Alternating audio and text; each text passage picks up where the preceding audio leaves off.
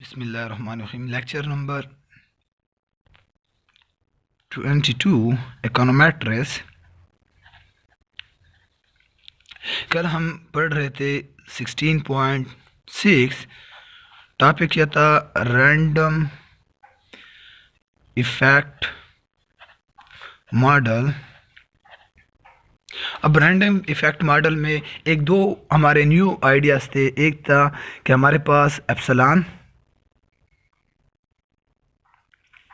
और उस एप्सिलॉन से हमारे पास क्या आता था कि एक हमारे पास जो फंक्शन है, फंक्शन 6.1 दिस वन, इसमें हमारे पास, मैं क्विक रिवाइज करता हूँ। एक ये कांस्टेंट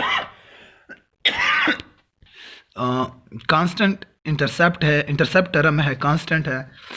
अब अगर इसको चेंज करना चाहते हैं तो वो एप्सिलॉन के बेस पे कि हर एक, अगर 6 फर्म्स हैं, उन 6 फर्म के लिए हमारा पास जो चेंज आएगा वो एप्सिलॉन की वैल्यू पे चेंज आएगी, जो कि कैप्चर हो सकती है, किधर गए, कैप्चर हो सकती है ऑन दिस बेसिस। ये इसका रैंडम इफेक्ट है, या आइडोसेनेक्रेटिक जो पॉइंट्स हैं वो ये है हमारे पास। तो इस बेस पे हम फिर कहते हैं और इसी तरह हमारे पास जो एप्सिलॉन है, उसके बाद जो हमारे पास कोफिशिएंट है, इंटरसेप्ट टर्म है, वो ये आएगा प्लस एप्सिलॉन। और इस इंटरसेप्ट टर्म से हमारे पास जो रैंडम इफेक्ट है, रैंडमली वो इफेक्ट 6 फर्म का आएगा on the basis of epsilon.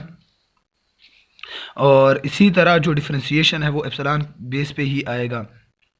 Second, अब हमारे पास एक और वर्ड यूज हुआ था, कंपोजिट एरर टर्म, या वो किस चीज़ के बराबर था कि e epsilon e into epsilon e i t, ये यू आई टी किस चीज़ के बराबर है? डब्ल्यू आई टी। इसको कंपोजिट एरर टर्म कहा जाता था, और कंपोजिट एरर टर्म हमें डिफरेंशिएशन बताता था। अब ये दो मॉडल हो गए, this one and this one. अब हमारे पास इसमें क्या है, हम जो इंडिविजुअल डिफरेंशिएशन है वो कैप्चर नहीं कर सकते। इसमें इंडिविजुअल डिफरेंशिएशन कैप्चर कर सकते हैं on the basis of this. तो वो हमारे पास इस बेस पे कि हर एक फर्म की डिफरेंशिएशन कैप्चर कर सकते हैं इनटू 6.3। लेकिन अब एक पॉइंट आया, एक पॉइंट कि जब expected value of W I T is equal to 0 और variance of V I T is equal to sigma E square plus sigma U square. अब अगर हमारे पास सिग्मा ई एप्सिलॉन स्क्वेयर, अगर सिग्मा एप्सिलॉन स्क्वेयर 0 के बराबर हो, then हम, इसका क्या मतलब है कि हमारे पास ये मॉडल और ये मॉडल, इसमें कोई डिफरेंशिएशन नहीं। अगर ये 0 हुआ तो इट्स मीन कि ये दोनों सेम हैं, तो इसमें इंडिविजुअल डिफरेंशिएशन नहीं है। तो हमारे पास दोनों मॉडल क्या है? सेम है। अब डिफरेंशिएशन बेस क्या करते हैं, हम फिर कहते हैं कि हमारे पास, देन हम क्या करते हैं कि हम इस पे OLS अप्लाई कर लेंगे। OLS अप्लाई करेंगे तो वो हमारे पास पूल्ड रिग्रेशन मॉडल बन जाएगा। तो पूल्ड रिग्रेशन मॉडल से हम फिर वेरिएबल एस्टिमेट करेंगे, कोफिशिएंट एस्टिमेट करेंगे, कोफिशिएंट एस्टिमेट करेंगे। और कोफिशिएंट एस्टिमेट करने से हमारे पास क्या होगा, वो फिर ट्रू सिचुएशन होगी, वो ट्रू रिज़ल्ट होंगे। और इसके बाद हम फिर किस चीज़ की, एरर टर्म की प्रोबेबिलिटी देखें, एरर टर्म की एजम्पशंस देखेंगे। अगर हम पूल्ड OLS अप्लाई करते हैं, फिर एजम्पशन देखते हैं कि होमोस्किडास्किटी है, ऑटो कोरिलेशन नहीं है, और कोई क्रॉस सेक्शनल डिफरेंशिएशन कोरिलेट नहीं करती, ऑटो कोरिलेशन। अब ये एजम्पशंस चेक करते हैं। अगर हमारे पास, अगर क्रॉस ये 0 के बराबर ना हो, फॉर एग्जांपल, एक जस्ट इसी बुक ने जो एक्सप्लेन किया हुआ है, 0 के बराबर ना हो, वैल्यू 0 के बराबर ना हो, तो हमारे पास क्या होगा इट्स मीन कि हमारा जो WIT है वो किसी न किसी इफेक्ट एप्सिलॉन कुछ ना कुछ इम्पैक्ट कर रहा है। तो इस इम्पैक्ट को अगर हम कैलकुलेट करते हैं, एस्टिमेट करते हैं, देन अब इस एरर टर्म का क्या करेंगे, हम एजम्पशन चेक करेंगे। वो एजम्पशन होमो का भी चेक करेंगे, होमोस्किडासिटी का, इसी तरह ऑटो कोरिलेशन का चेक करेंगे कि हमारे पास ऑटो कोरिलेशन के लिए रो यूज़ हो जाता है, correlation with WIT and WIS। तो इसमें कोई कोरिलेशन है या नहीं है। अगर कोरिलेशन पाई जाती है देन हम इसको ख़त्म कर सकते हैं, इसकी जगह हम फिर कोई और टेक्निक यूज़ कर सकते हैं। देन हम क्या करेंगे, अगर कोरिलेशन है तो हम AR1 MA1 ये यूज़ करते हैं, आर्मा अरीमा यूज़ करते हैं और वो डिफरेंस लेते हैं 2 टाइम का। इससे हमारे पास क्या ये इशू क्लियर हो जाता है। अगर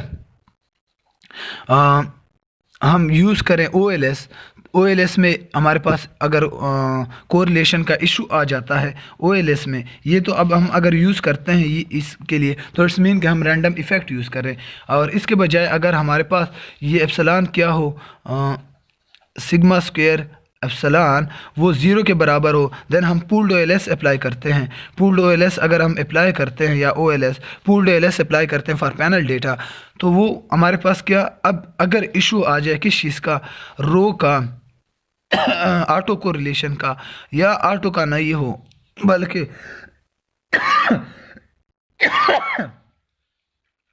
हमारे पास हेट्रो का मसला हो, हेट्रोस्किडासिटी का, देन हेट्रोस्किडास्टिक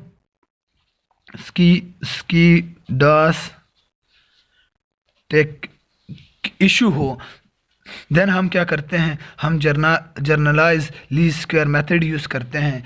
वो हमारे पास फिर इस इशू को ख़त्म कर सकता है। बाकी जो कुछ कंपैरिजन का कहा गया है वो थोड़ा रीड कर लेना, कोई ख़ास इतना ज़्यादा वो नहीं कहा गया, सिर्फ हाजमैन टेस्ट पे क्वेश्चन किए गए हैं। इसी तरह फिर हम अगर एक और टॉपिक है हमारे पास, वो क्या है कि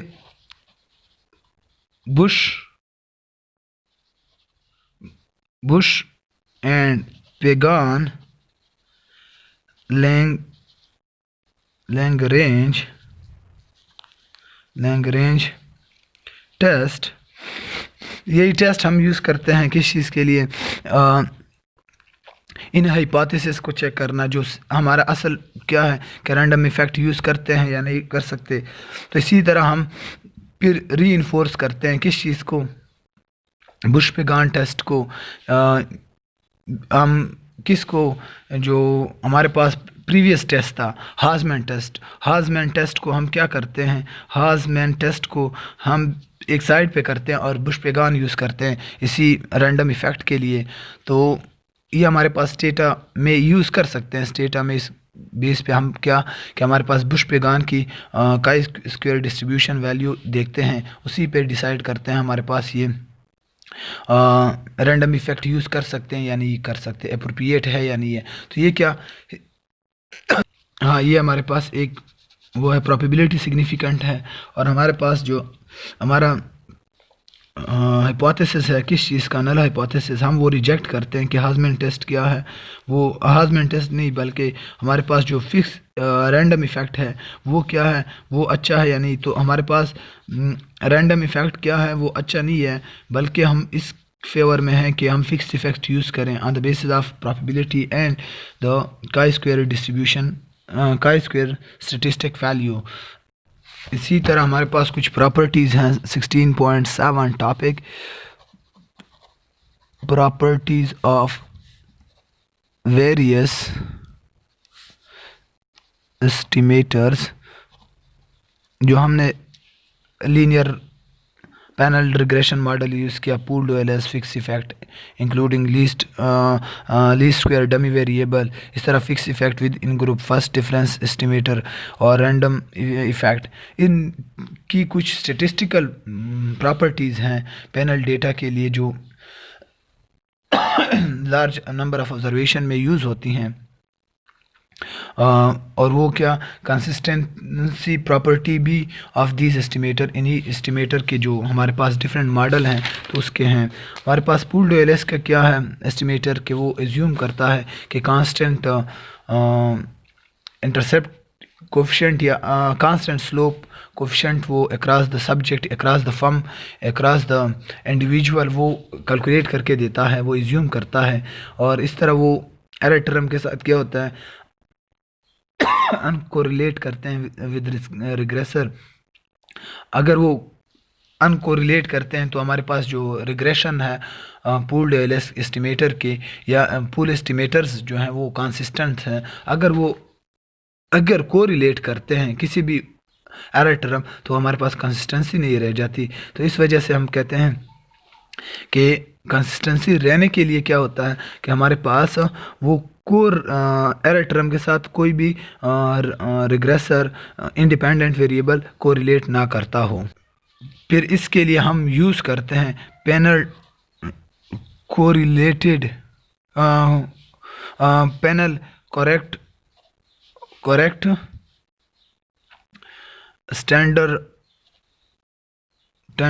एरर, और जो कि हम एरर टर्म की वो अजम्पशंस को होल्ड करना चाहते हैं। अगर वो होल्ड करती हैं देन हमारे पास क्या है कंसिस्टेंसी है। अगर होल्ड नहीं करती देन वो क्या होगी हमारे पास इनकंसिस्टेंसी। इसी तरह फिक्स्ड इफेक्ट क्या करता है, वो अंडरलाइन करता है सिर्फ पूल और रैंडम, बट वो फिक्स इफेक्ट एस्टिमेट करता है सिर्फ ऑलवेज किस चीज़ को, कंसिस्टेंसीज को। लेकिन उस मॉडल में हमारे पास वीकनेसेस क्या होती हैं, वो टाइम को कैप्चर नहीं कर सकता।